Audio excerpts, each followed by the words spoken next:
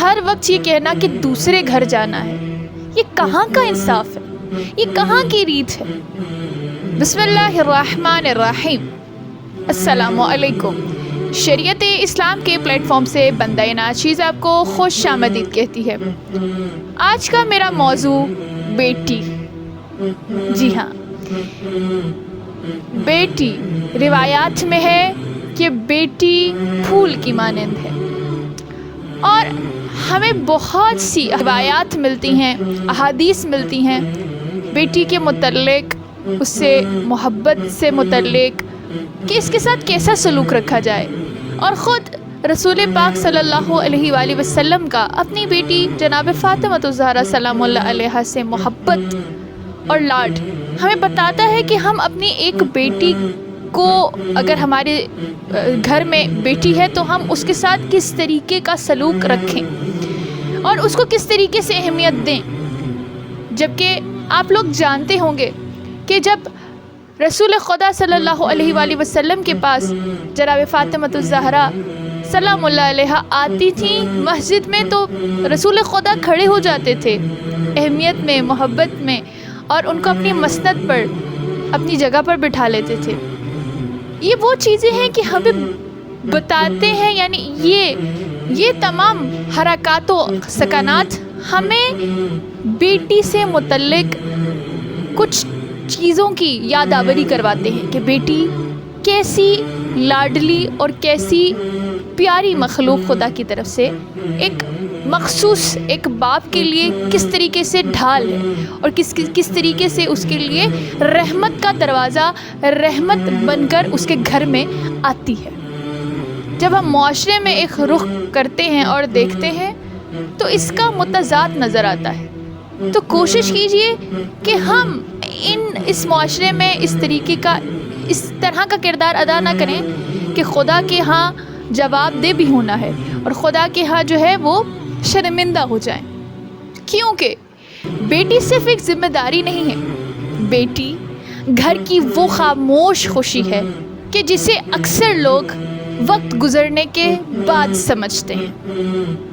لوگ کہتے ہیں ہم نے اپنی بیٹی کو بہت عزت دی ہے، مگر سچ تو یہ ہے کہ بیٹی کو عزت سے پہلے محبت اور لاڈ چاہیے ہوتا ہے، اسے وہ اعتماد چاہیے ہوتا ہے کہ اس کو ضرورت ہے اس معاشرے، اس دور کے حوالے سے، اسے تحفظ، اسے بھروسہ، اسے اطمینان چاہیے ہوتا ہے۔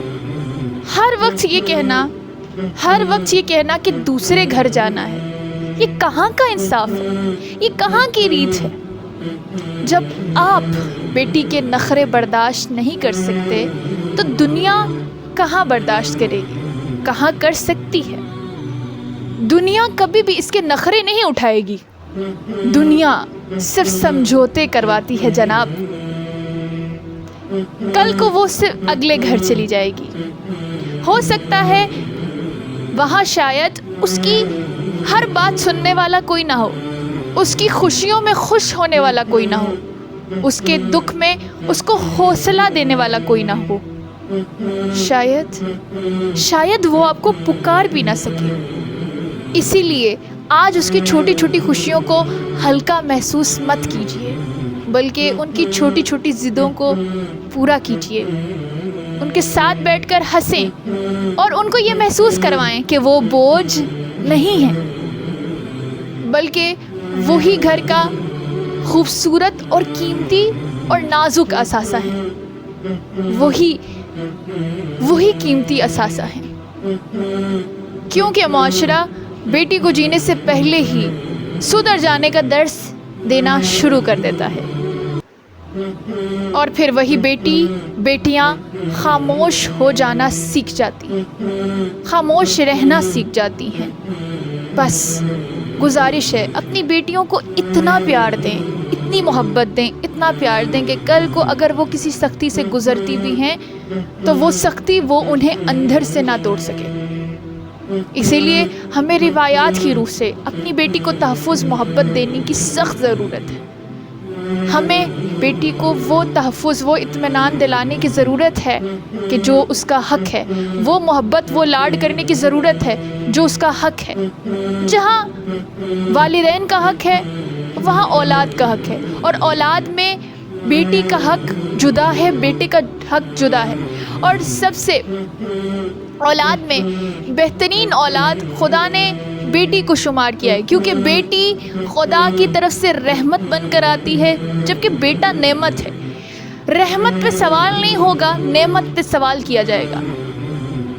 اگر خدا کی طرف سے آپ کو رحمت ملی ہے تو اس کو کھلے دل سے قبول کیجئے، اور اس رحمت پر، اس خدا کی عطا پر اپنے آپ کو اس طریقے سے خدا کے سامنے نچھاور کیجئے، خدا کے اصولوں کا پاس رکھیے، بس بیٹیوں کو محبت دیجئے۔ اگر آج آپ کو ہماری ویڈیو پسند آئی ہے تو ویڈیو کو لائک کیجئے، اگر چینل پر نئے ہیں سبسکرائب کیجئے، پسند آیا ہو مواد تو شیئر ضرور کیجئے گا صدقہ جاریہ کی نیت سے، اور کمنٹ میں حوصلہ افزائی کے لیے یا حسین لکھ دیجئے۔ تب تک کے لیے دیجئے اجازت، خدا حافظ۔